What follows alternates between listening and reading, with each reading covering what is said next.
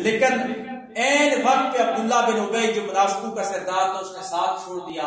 حضور علیہ السلام کو کہا ہم تو نہیں لڑ سکتے. آقا کے ساتھ 313 رہ گئے اور دوسری طرف 1000 لوگ تھے. لیکن غزوہ بدر ہمیں یہ سبق سکھا گیا کہ مسلمان تعداد میں اگر کم بھی ہوں، وہ 313 ہوں، کفار اگر 1000 بھی ہوں، یہ اللہ اور اس کے رسول کے ساتھ محبت کرنے والے ہوں تو یہی کامیاب ہو جاتے ہیں.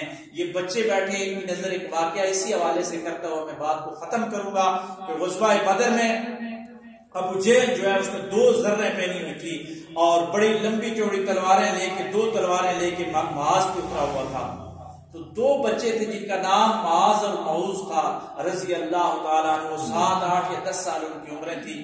اس عمر کے وہ بچے تھے، ان کو یہ پتا تھا کہ ابو جہل مکے میں ہمارے نبی صلی اللہ علیہ وآلہ وسلم کو گالیاں دیتا ہے. تو انہوں نے عبد الرحمن بن عوف رضی اللہ تعالیٰ عنہ سے پوچھا کہ چچا جان ہمیں بتائیں کہ ابو جہل کون ہے.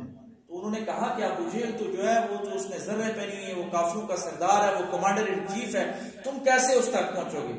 تو شاہنامہ اسلام میں الطاف حسین علی نے کمال لکھا ہے. انہوں نے جواب دیا کہ مریں گے یا ماریں گے ناری کو، مریں گے یا ماریں گے ناری کو، سنا ہے گالیاں دیتا ہے محبوب باری کو، کہ وہ ہمارے نبی کو گالیاں دیتا ہے. آپ بس بتا دیں. اب عبد الرحمن بن عوف کہتے ہیں کہ میں نے صرف اشارہ کیا کہ وہ کھڑا ہے. کہتے ہیں میں بات ابھی کر ہی رہا تھا کہ تیر کی طرح بجلی کی طرح چمکتے ہوئے وہ بچے جا کے اس پہ لپٹ پڑے اور دیکھتے ہی دیکھتے اس کو گرا دیا. اس ظالم نے ایک حضرت معوذ کے حضرت معاذ کے ہاتھ پہ تلوار ماری، ان کا بازو ٹوٹ بھی گیا، لیکن پھر بھی وہ شاہانہ اس سے لڑے اور انہوں نے اس کو واسل جہنم کیا. یہ گر گیا، یہ بے ہوش ہو گیا اور آئے کر رہا تھا کہ جب بدر کے ان مشرکوں کی لاشیں دیکھی گی تو عبد الرحمن بن عوف نے اس کو کہا کہ سنا جو اللہ نے وعدہ کیا تھا وہ آج پورا ہوا کہ نہیں ہوا؟ تیرا تکبر خاک میں ملا کہ نہیں ملا؟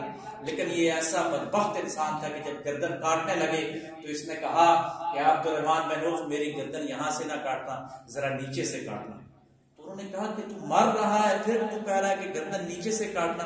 فرمایا اس لیے کہ یہ جب گردنیں پڑی ہوں گی سب کی تو پتہ لگے گا کہ ایک سردار کی گردن ہے. تو میرے آقا علیہ السلام نے فرمایا کہ یہ میری امت کا فرعون تھا. موسیٰ کا فرعون تو پھر بھی اس حد تک تھا کہ وہ جب ڈوبنے لگا تو وہ ایمان لے آیا کہ میں موسیٰ اور ہارون کے رب پہ ایمان لے آیا. لیکن میری امت کا جو فرعون تھا یہ مرتے ہوئے بھی کہتا ہے کہ یہاں سے میری گردن کاٹنا کہ بڑی لگے. کیوں؟ کہ وہ اپنی تکبر میں انانیت میں مارا گیا. کسی کو بھی کمتر نہیں سمجھنا چاہیے. یہ سمجھتا تھا کہ میں مکے کا بادشاہ ہوں، میں بڑا ہوں. لیکن 2 بچوں نے اس